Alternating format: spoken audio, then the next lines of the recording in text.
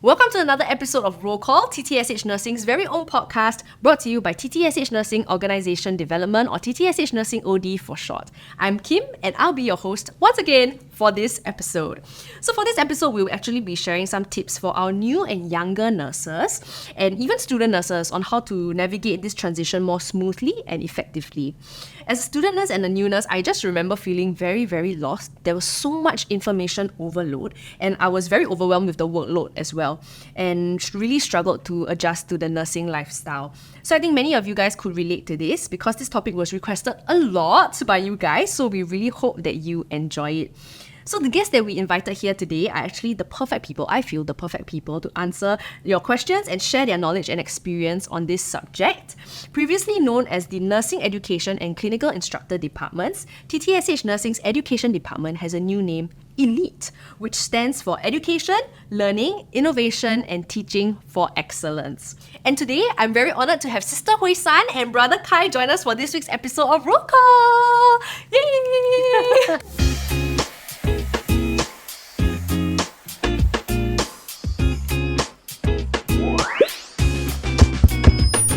Okay, so before we begin, please introduce yourselves. I'll go first. So my name is Shan. I'm a nurse educator and I'm with TTSH for 13 years. Okay, hi, my name is Khai, short form for Khairuddin. I am in TTSH Nursing Education Department, also known as ELITE. For how many years? According to my success factor, 11 years plus. Yeah, so I've known both of them since I was a student, actually. So now they've seen me. Just now, Khai actually showed me a picture of myself when I was his student and when he was my clinical instructor. So times have passed very, very fast, I feel. Yes. Yeah. Okay, so the first question that we have is, tell us more about your nursing journeys and how you transitioned into education. So for myself, I was a Tan Tock Seng sponsored student from NUS and I graduated in 2011. That's a long time. I was like sexy. Trying to count. Yeah, so 2011. And from there, after I graduated, I joined general medicine in level 5. And I gained a lot of experience and a lot of exposure there. I'm also actually secretly telling you, I'm also known as the e-trolley queen. So e-trolley is my toy in the ward. So I was also given a lot of opportunities in teaching in level 5 itself when I was a ward nurse, a nurse in the ward. Yeah. So at a point in time, I was given opportunities such as preceptoring nursing students, new nurses, which I think many of our nurses usually go through that track, right? Yeah. And then I was also given the opportunity to conduct in-services and also assist in UBO because I was the lead in the NEDQA committee at that point in time. What is UPO? UBO stands for Unit-Based Orientation, which all new nurses would have done. Yeah. So after that, I was also having another chance to take up to go for NHG CI course or Clinical Instructor course. And after that, after graduated from the course, I became a ward-based CI, still in level 5. Yeah. So that took me about 6 years. I stayed in level 5 for 6 years, gained lots of experience and exposure. And that was when I decided that I want to pursue further into education full-time. And after that, I went on to join the hospital-based clinical instructor. Yeah. So when I was a hospital-based clinical instructor, I gathered a lot of nursing students and all, which I hope many of you are my students previously. Okay, and subsequently, as a hospital-based CI, I was also given a very special opportunity to be seconded to Nanyang Poly, for 1 semester. Where I get to see how academic teaching is like in schools because it's very different from clinical teaching.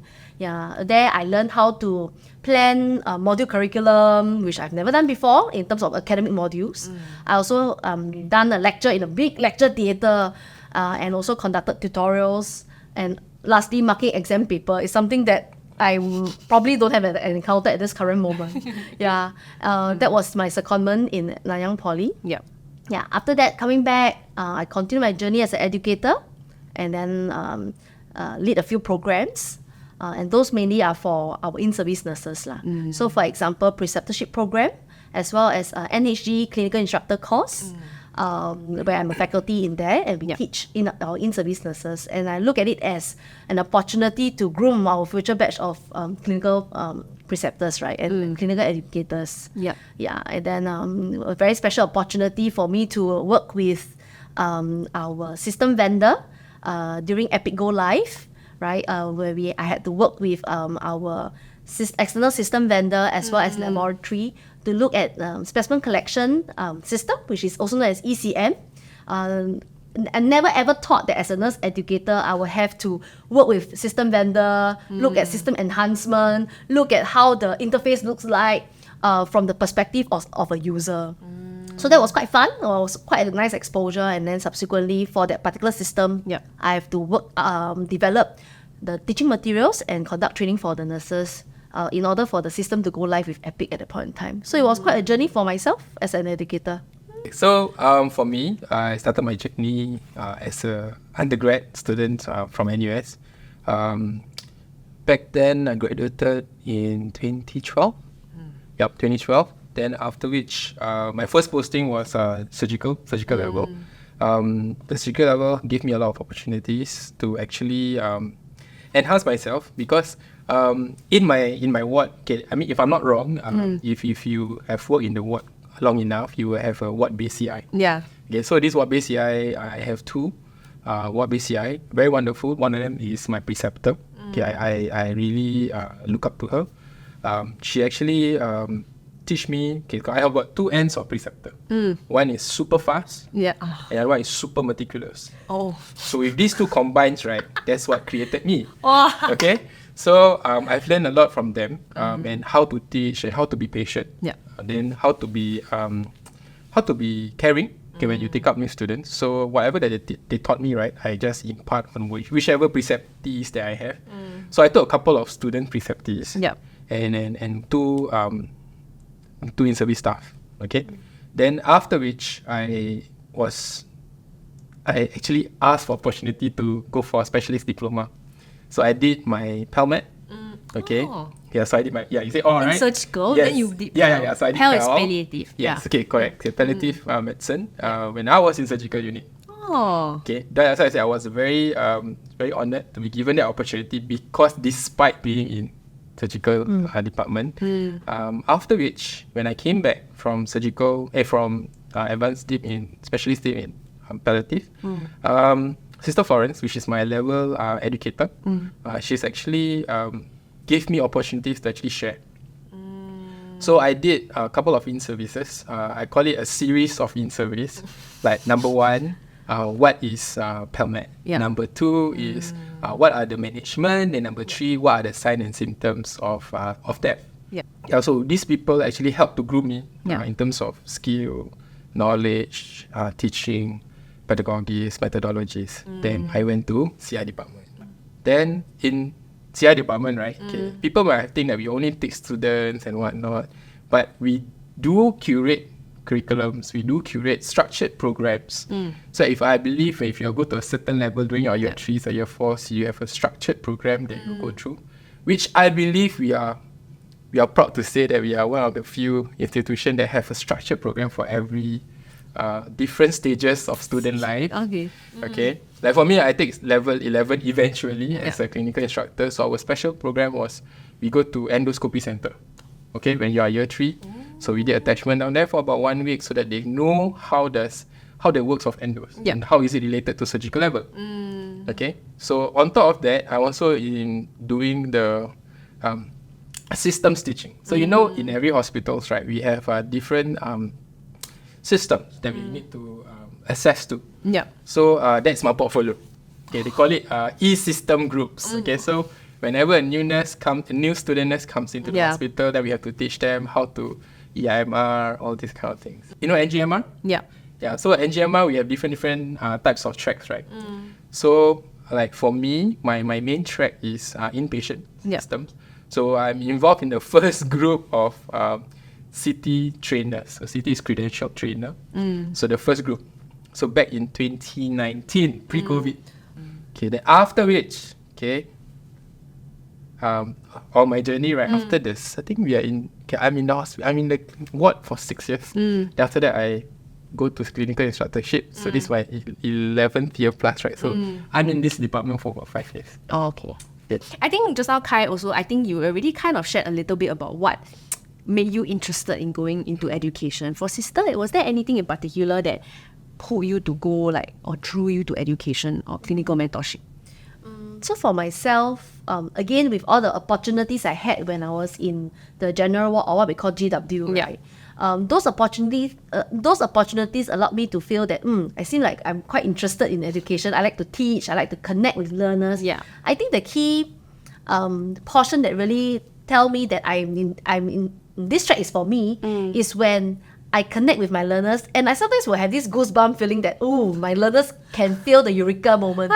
It's that sense of satisfaction or sense Yeah. of achievement, that I'm that by sharing experience, by teaching concepts, Yeah.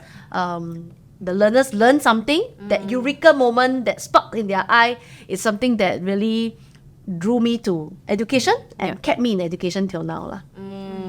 I feel like the two of you, right? I mean, there's many people who I feel like, once you see them, you kind of roughly can tell from their vibe, like which department they're in or which department are there. I feel like you two are like some of the perfect representatives, right, of like the education. Because I feel like for sister, right, I feel like, as a student looking up to you, you really have this very calm, motherly presence. Like every time, every single time, right? Like they're like, oh, okay, gonna have this training. Then I see who is the one conducting it. Sister Hui San. I'm like, oh, okay, nice. Then for bro also, like for brother Khai, right? Like he's such a like older brother kind of figure, right? Like I think especially because you were my CI when I was in level 11 as a student. So like you just have this very brotherly, very friendly presence, very nice and easy to approach. So they are to me they are the perfect examples of like the education department. So thank you for sharing. So okay, so just now we mentioned, right, that I think previously, or when I was a new nurse in Tan Tock Seng, we knew that there was this nurse educator department and there's a CI department. But only recently I heard of this new term called elite. So could you tell me more about when and why was elite formed? Okay, so this is yes, we have merged our both departments, taking into account that both as nurse educators as well as clinical instructor, we are all doing education. Yep. It's just that we're looking at a different spectrum of learners. So we merged both departments into one called Elite now, in January 2024. So we are pretty new. So it's like just a few months of merger. Yeah. Okay, so what's the exciting part about the merger is because right now all our educators we are given these three main roles. Yeah. Okay, the three main roles that I will just share with you. Number one is we are always looking at the in-service nurses. Yeah. So in-service nurses means the one that is existing. So in terms of existing, so if you are telling me, so what we are focused on, we are doing the administrative part of their development journey. Okay. So I think recently you remember about the LNA programs, okay, then also about scholarships and whatnot. Yeah. Okay, so what we do is we engage the ground. Okay, some of our nurses, like for example, I have one particular nurse who asked me, I want to end up like you. So I told him, like, okay, tell me what is your interest. Yeah. So in terms of career development, in terms of what is the pathway that is needed, okay, it's always, okay, we are always open to discussion. Yep. The reason being is, I always felt that new nurses, right, or in-service nurses, they always have this aspiration. It's just that whether they are guided or non-guided.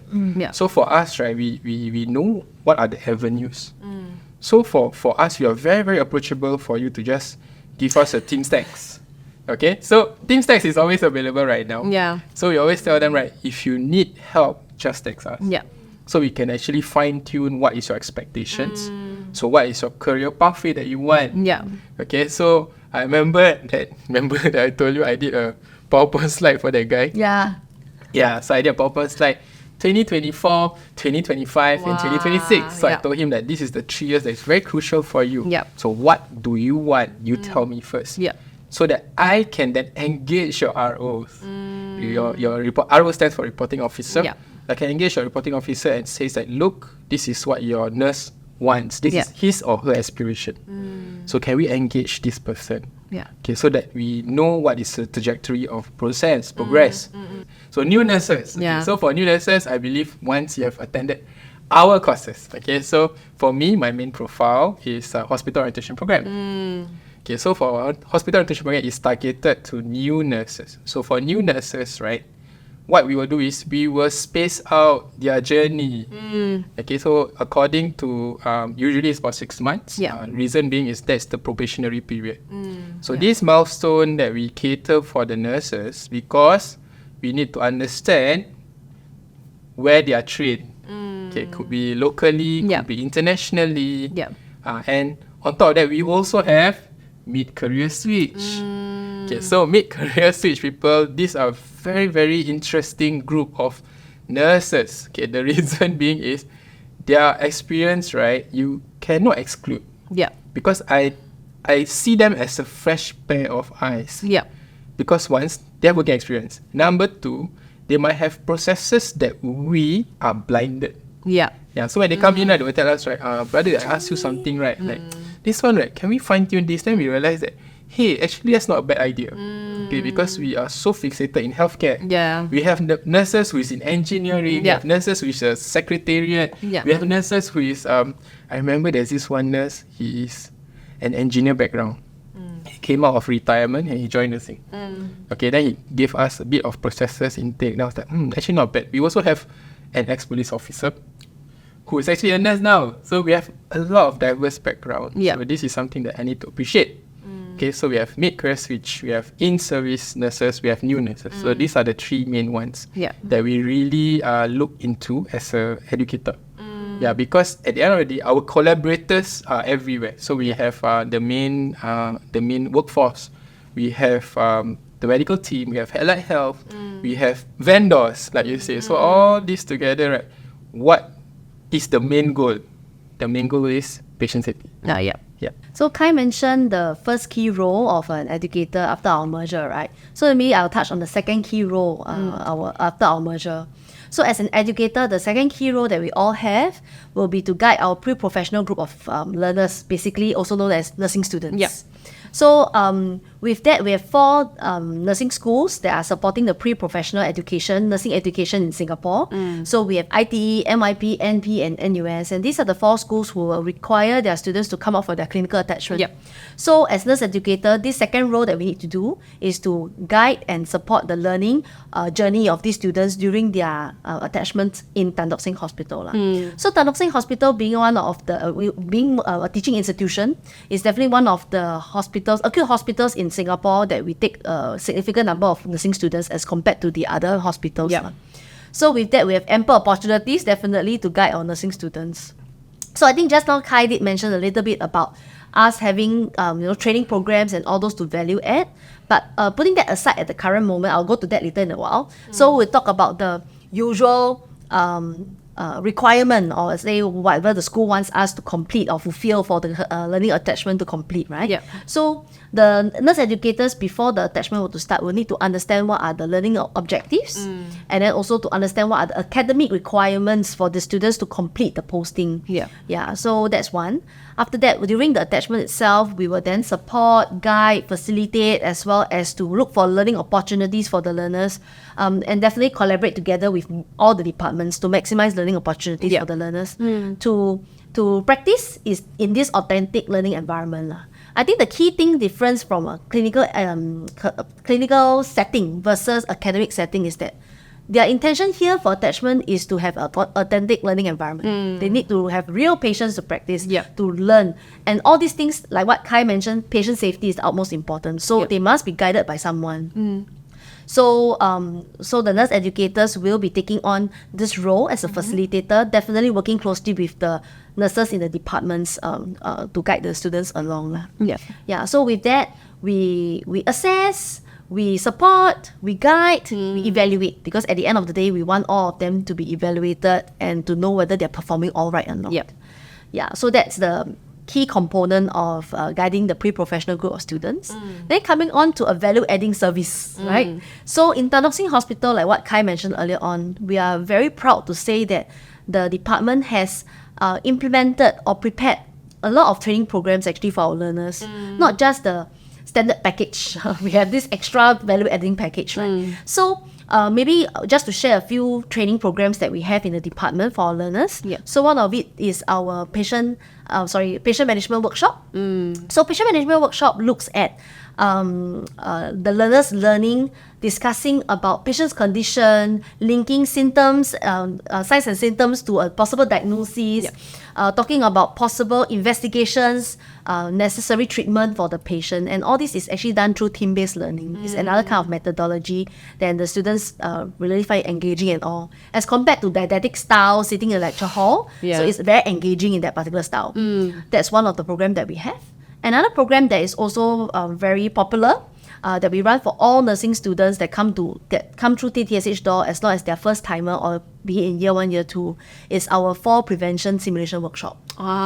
So I don't know whether you have that. I think I remember. Yeah, I remember. So we have simulated scenarios and we have standardized patients. So standardized patients are basically actors, and they really look like real patient, So the main intent of that is for our year 1, year 2 students who are coming to nursing doors first time to actually go through the simulated scenarios to apply what they've learned in school and to emphasize on key concepts of fall prevention itself.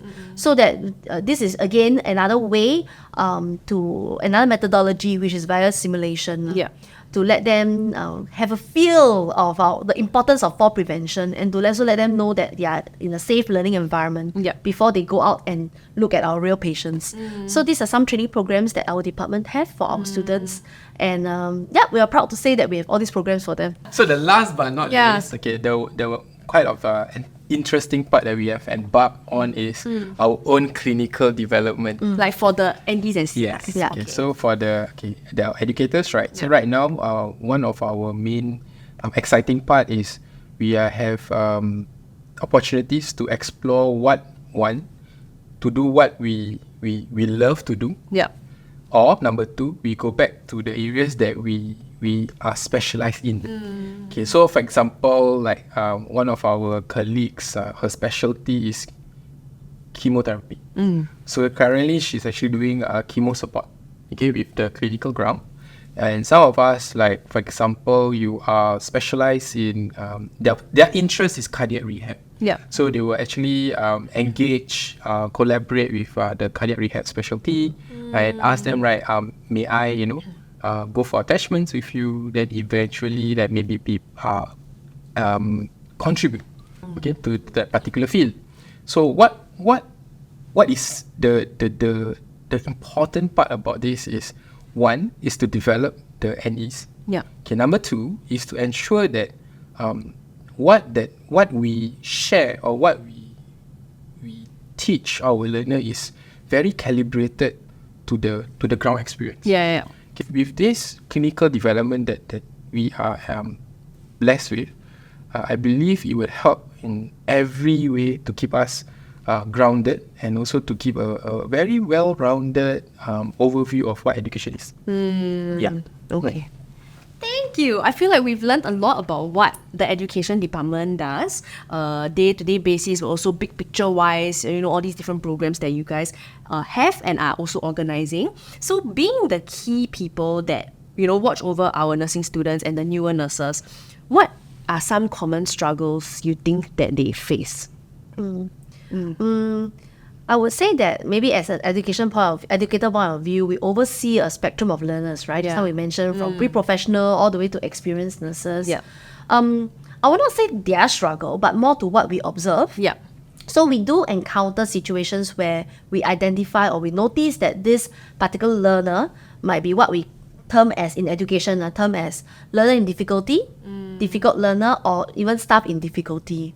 So I think it's the role of an educator or actually the supervisors to identify early, to observe and identify early, to intervene early and give the support early. So with that would then give that coaching process and all those for this person to learn and grow. No matter whether it's a nursing student or our experienced nurses, there might be times where they are lost or they might need some realignment in goals. There are moments like that all of us experience in our own life, right? So all they need is actually someone who can be there to guide them, support them through that journey. And our role is actually to explore And maybe with those sharing and exploration might be able to find out what is the gap that they're experiencing, and then coach them through the gap, and lead them out to work towards their direction or their goal.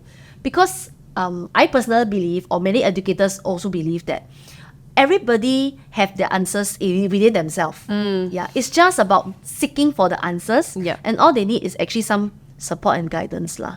So as an educator, if we or any of the supervisors, if we happen to identify, notice, we can actually work with them to explore, find out what is their goal, direction, and even for the learner to come out with their own action plans, because that is for themselves, right? And all they need is just some support and guidance to lead them through this journey lah. So that's that. Right now, if you're looking at international nurses, okay, there's a lot of articles that mention about the critical part about acculturation. Okay, that part is fairly critical. Okay, the reason being is, I remember there's this one nurse who tells me what is as simple as what is halal food, what is non-halal food. And some of us can even tell me that Singaporean speaks too fast. Okay, so I think that's the common take, because we do a lot of engagement. Because like CNs does her engagements, right, to different platforms. It's to cater for all different facets of workforce. So we have engagement with our new graduates. We have engagement with the main international nurses, new nurses. We also have avenue of, I think, the main nurses forum to engage the different workforce. So for international nurses, I think most of them would say that Singaporeans speaks too fast. Okay, then some of them says that acculturation. So they do have a certain surprise, okay, whenever they see, oh, is there such practice in down here, let's say. So that is something that we need to tie through, which, and last but not least, sometimes if they have personal issues, they are at loss. What is the next course of action? Even if you ask right now, right, you just throw one stone, you ask one nurse, okay, have you read your HR policy? Okay, so there's a few things that we always tell the nurses, right? You need to understand what you can do, what you cannot do. So do not assume that things gonna run your way, it's gonna run your way. And because we have different types of learners, right? So we need to ensure that their probation is 6 months. So how do we space out their learning journey? As you know, right, our programs can be very compact. Okay, so as a student, we have a lot of programs. As a new nurse, we have a lot of programs. And you need to reach those milestones. So how do we space them out? So sometimes when we have, like for example, Wei-san mentioned about learning difficulty. So we do not hesitate to actually say that, look, this learner needs more time. So can we give a different milestone journey for this nurse? Okay, so this is something that we need to understand, that not everyone can conform to that 6 months. And that journey, right, we need to ensure that everybody towards the same goal. Patient safety. These new nurses, right, their stressor is being new. That's the stressor. Like for example, as a new nurse, right, when you come from school, remember the day before, you have your preceptors shielding you. But when you come to become a new nurse, your preceptor is, hey, you got your wings. Then I will still guide you. But now you are not a student. You are a new nurse. And you have license. So those things that there's a lot of articles mentioning about the transition from a student nurse to a new nurse. That's where they feel really lost, because the role differences. 24 hours, within 24 hours, you just change. So then initially it was like, I cannot bring the patient to the toilet alone. I'm just a student. Correct. Then after that, right, the next time, Uniform change also. Can I bring the patient to the toilet? You are a nurse. Bring. Okay, honestly, right, I remember on my first, I think it was my first week as a new RN. Then I remember I was in the ward, and then someone was like, nurse, and I just completely ignored the person. I didn't think they were talking to me, because usually it's like student, So I was just doing my own thing. Then they call me like, hello, sorry. Now sorry. So this role change is a stressor by itself. So as an educator, right, we understand that these are the stress factors that the nurses have. Okay, so the next question, right, since we talked about, like some difficulties that they might face and all that. So what were 5 things you wished you knew when you were a new nurse? You can also bring up, like certain maybe difficulties and struggles that you personally had, or maybe things that weren't mentioned earlier. You can use that as examples now also. Yeah. Okay.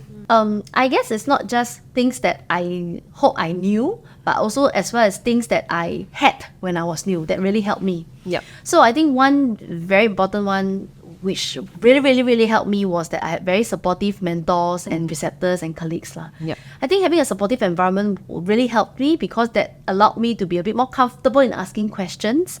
And I totally, understand there are times where some of our new nurses are so shy, don't dare to ask questions. I guess at that point in time, I think I'm pretty courageous enough. If I have anything that I'm not sure, I will just clarify. And with that, I have a personal belief which I like to share, which is if there's something that you do not know and you ask for the first time, you will get your answer. Yep. But if there's something that you do not know and you choose not to ask, you will never get an answer.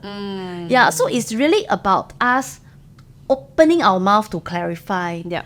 So to all our new nurses out there, do go through the process of do your self-study first. So please read up first, right? After reading up, and you still have your doubts and you need to clarify, just ask. Don't be shy. Take a deep breath and ask. Because all you need to do, like I say just now, right, just ask one time and you learn from it. Yeah. Right. So that's the one thing that really helped me.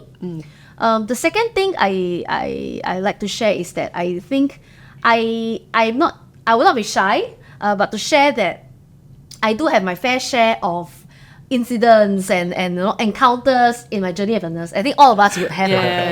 Yeah. And those are the journeys that and encounters, right, that built up our resilience, allow us to really learn a lot more than the usual.